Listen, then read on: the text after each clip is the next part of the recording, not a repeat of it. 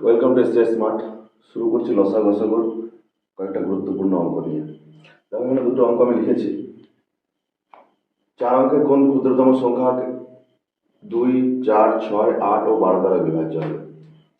তো 4 অঙ্কের ক্ষুদ্রতম সংখ্যা আমরা জানি যে একের পরে 3টে শূন্য দিলে সে 4 অঙ্কের ক্ষুদ্রতম সংখ্যা। কত কত দ্বারা বিভাজ্য হতে হবে? 2, 4, 6, 8, 12 দ্বারা। তাহলে এটা যদি বিভাজ্য হতে হয় তাহলে এইগুলোর আগে লসাগু করতে হবে। 2, 4, 8, 2, 4, 6, 8, 12, এটা যদি লসাগু করি তাহলে লসাগু পাবো 24। ঠিক আছে, এই 24 লসাগু দিয়ে আমার 4 অঙ্কের ক্ষুদ্রতম সংখ্যা দিয়ে ভাগ করতে হবে। তাহলে 4 অঙ্কের ক্ষুদ্রতম সংখ্যা কত বললাম? একের পরে 3টে শূন্য।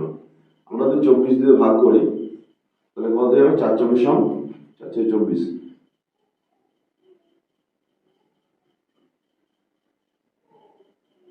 4 24 96। কত থাকছে হাতে? 4, 9 কে 10, 40, 24 কে 24, কয় 10, 6 10, 7 হলো 1, 2 কে 3, 16। তাহলে ভাগশেষ সেখানে থাকছে 16। তাহলে 16 যদি বাদ দিয়ে দিই তাহলে এটা বিভাজ্য হয়ে যাবে। 16টা একটা এক্সট্রা হয়ে আছে, কিন্তু যদি আমি 16 এখানে বাদ দিই তাহলে এটা অঙ্কটা 3 অঙ্ক থেকে এটা 4 অঙ্ক থেকে এটা 3 অঙ্কের হয়ে যাবে। তাহলে 16 আমি বাদ দিতে পারবো না, তাহলে আমাকে এগোতে হবে। এটা সবথেকে ক্ষুদ্রতম সংখ্যা, তাহলে এর থেকে পরের যে ক্ষুদ্রতম সংখ্যা সেটা বের করতে হবে। তাহলে এখানে যদি আমার ভাগ করতে হয় তাহলে 24 দ্বারা ভাগ করতে হবে। এটা ন্যূনতম 1 যদি ভাগ করতে যাই তাহলে 24 যদি ভাগ করতে যাই তাহলে এখানে আছে 16। আর কত দরকার? তাহলে আমরা এখান থেকে বের করে দেখে নেব যে কত দরকার।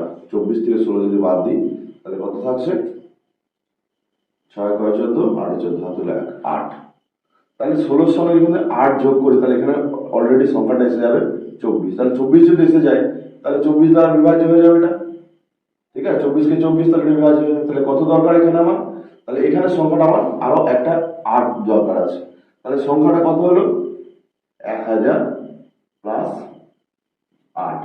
তাহলে এইটা হচ্ছে ক্ষুদ্রতম সংখ্যা 1008, যেটা এই 2, 4, 6, 8 ও 12 দ্বারা বিভাজ্য হবে। দেখো দ্বিতীয়টা যেটা কি করব, এটা কিন্তু এটা ছিল 4 অঙ্কের ক্ষুদ্রতম সংখ্যা, এটা কিন্তু 3 অঙ্কের বৃহত্তম সংখ্যা। তাহলে 3 অঙ্কের বৃহত্তম সংখ্যা দ্বারা এইগুলো বিভাজ্য হতে হবে। তাহলে 4, 6, 4, 6, 12 আর 24 এর লসাগু করতে হবে। তাহলে 4, 6, 12, 24 যদি লসাগু করি এটাও কিন্তু লসাগু 24ই হবে, কারণ দেখো 24 দ্বারা সবাই দ্বারা বিভাজ্য হয়ে যাচ্ছে। আমরা লসাগু করেই বের করতে পারি, কিংবা আমরা দেখেই বুঝতে পারবো যে কত দ্বারা কোন সংখ্যাটা বিভাজ্য। তাহলে 24 দ্বারা এরা সবাই বিভাজ্য হয়ে যাবে, 24 লসাগু। তাহলে 3 অঙ্কের বৃহত্তম সংখ্যা কত? 3টে 9। 3টে 9 কে যদি আমরা 24 দিয়ে ভাগ করি তাহলে কত হবে? 24 দিয়ে ভাগ করছি, তাহলে 24 দিয়ে হলে তাহলে 24 দিয়ে ভাগ করি তাহলে 4 24 96, 4 দিয়ে দিদি 4 24 96। তাহলে 6 আর 9, 3 এ 9, হাত থাকলে 1। ঠিক আছে, 4 9 হাত থাকবে না, সরি। তাহলে 24 24 কে 24, 24 হলে 24 হলে একটা বিয়োগ থাকছে কত? 4 আর 9, 5 এ 9, 1, 15। তাহলে এই 15টা যদি না থাকে তাহলে কি হবে? তাহলে এটা বিভাজ্য হয়ে যাবে। তাহলে আগের ক্ষেত্রে দেখো ভাগশেষ যেটা ছিল সেটা কিন্তু আমাকে বিয়োগ করলে অঙ্ক চেঞ্জ হয়ে যাচ্ছিল, কিন্তু এক্ষেত্রে কিন্তু ভাগশেষ বিয়োগ করলে অঙ্ক কিন্তু আমার চেঞ্জ হবে না। তাহলে আমরা যদি এই 3 অঙ্কের বৃহত্তম সংখ্যা থেকে যদি 15 বাদ দিয়ে দিই তাহলে কত হবে? 5 আর 9, 4 9 হাত থাকলো, সরি হাতে হাত থাকবে না, 5 আর 9, 4 9, এটা 8, এটা 984। এটা হচ্ছে 4 অঙ্কের বৃহত্তম সংখ্যা, যেটা 4, 6, 12, 24 দ্বারা বিভাজ্য হবে। তাহলে এইটার মধ্যে একটু পার্থক্য আছে।